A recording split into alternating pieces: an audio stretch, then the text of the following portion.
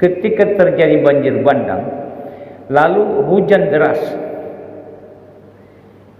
itu lumpur bukan cuma bawa batu, lumpur itu bersatu dengan air seperti coran semen, kemudian membawa batang-batang kayu besar sampai di depan mulut Situ Gintung ada masjid kecil, belok, luar biasa.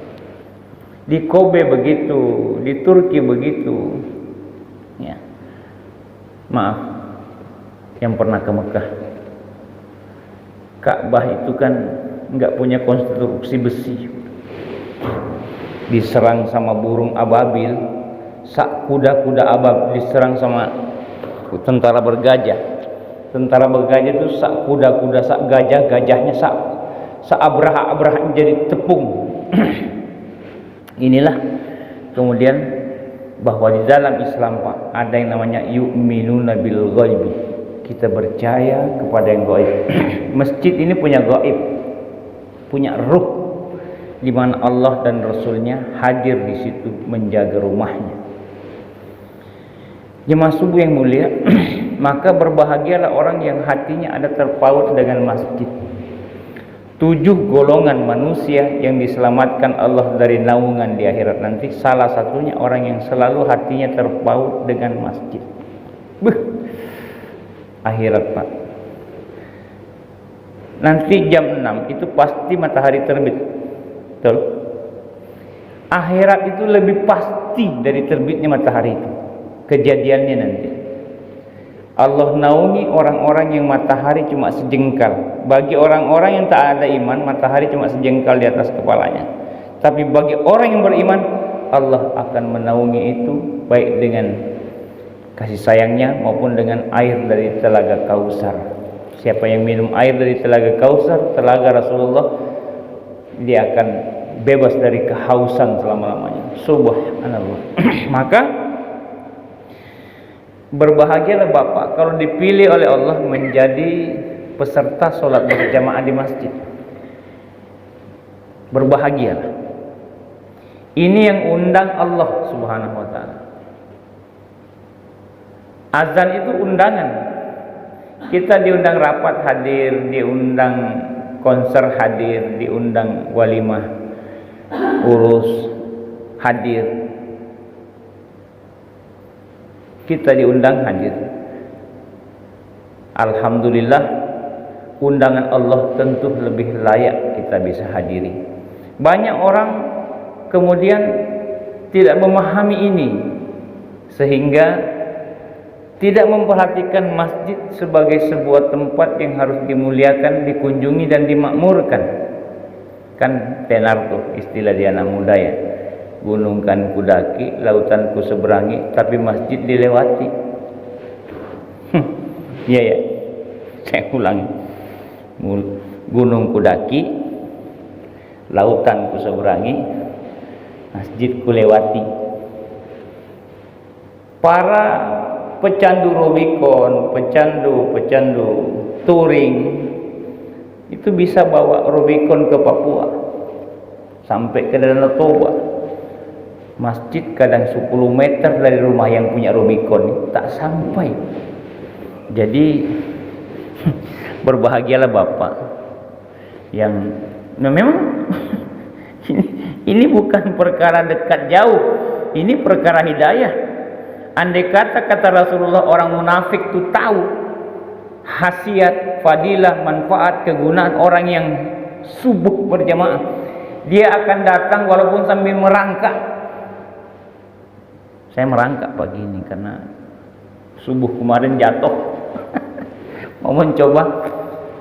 Kami ini suling namanya, subuh keliling, dimotori sejak tahun 2012.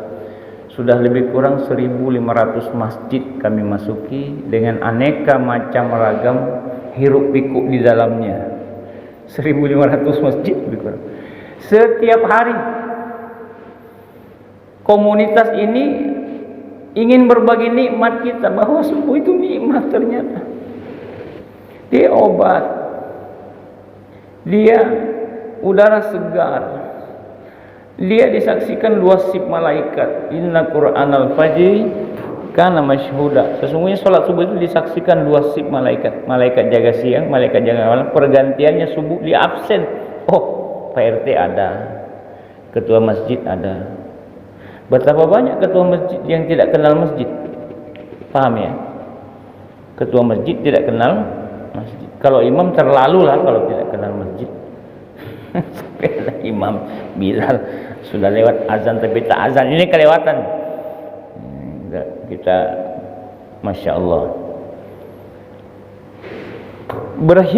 berhikmat ke masjid. Pak, kalau ada pengurus masjid tolong titip salam. Rasulullah itu ketua DKM seumur hidup. Sampaikan kepada DKM kita bahwa ketua DKM itu jabatan Nabi. Orang berebut jadi presiden, berebut jadi wali kota, itu tak ada harga. Yang berharga itu menjadi ketua DKM. Karena DKM ini rumah Allah. Siapa yang tak bangga menjadi pengurus, ketua pengurus rumah Allah? Maka di dalam Al-Quran surah Taubah ayat 19, ya, innama, kalimatnya penegasan, sungguh hanyalah ya'muru masajidallah, orang-orang yang memakmurkan masjid itu yu'minuna billah, iman.